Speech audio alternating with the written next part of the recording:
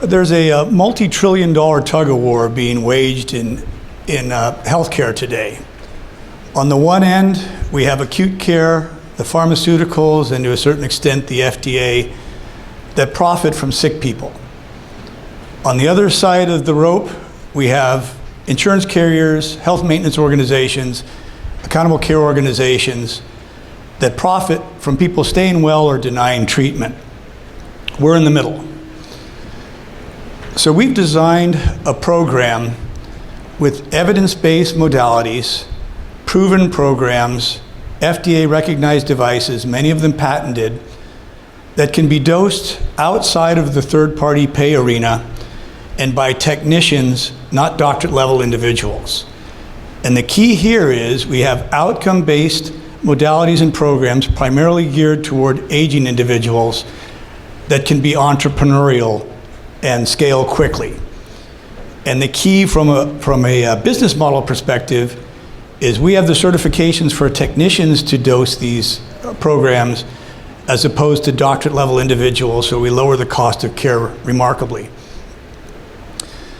And the models are based upon many of the comorbidities of aging. So sarcopenia, osteoporosis, diabetes, fall and fracture reduction, mental decline. A lot of these things happen concurrently as we age. So in the sequela of aging, we've got all these things degrading at the same time. And we want to catch them proactively, and we want to minimize their impact on our health and the healthcare system as well. In essence, we want to keep Humpty Dumpty on the wall.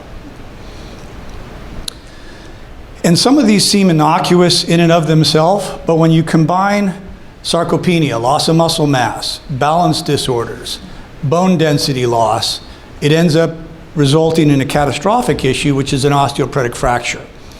So by addressing these different challenges of aging, we're able to mitigate some of these risks. Traditional solutions are pharmaceutical, many. So 2016, there were 4.5 billion prescriptions written in the United States. We have 300 million people, 61 million are under 14 years old. The preponderance of those pharmaceuticals were prescribed to elderly people. I work with a group in Indiana. They've got 100 senior living facilities. Their average resident is on over 10 prescriptives. So that I don't think is a solution. The other solution is, so I've been in the commercial fitness market for a long time as well. And commercial fitness has gone to the most extreme types of fitness that don't work for older people either, high intensity interval training. So we've got the pharmaceuticals, or we've got high intensity interval training where the commercial market has gone. So we've come up with a different model, and it's the MindBody Model.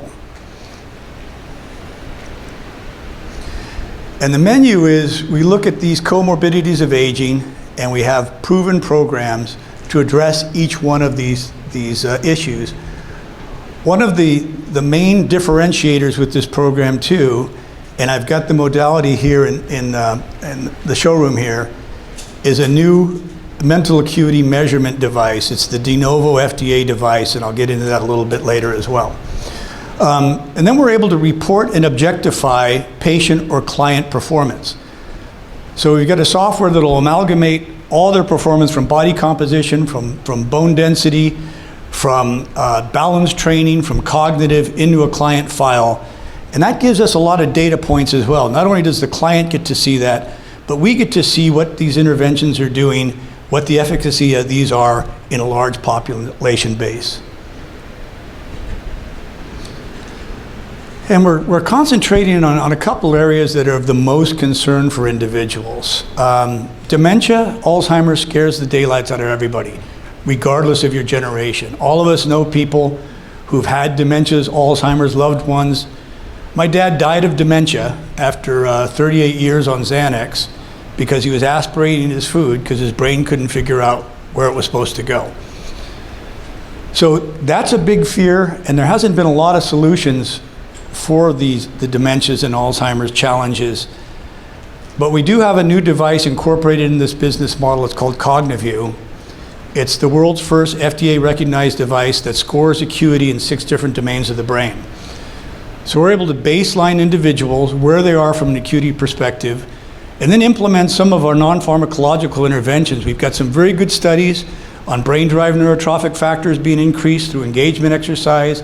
We can measure these interventions against the acuity. We can look at what pharmacological interventions these people are taking and really get a clear picture of what the processes are in the brain.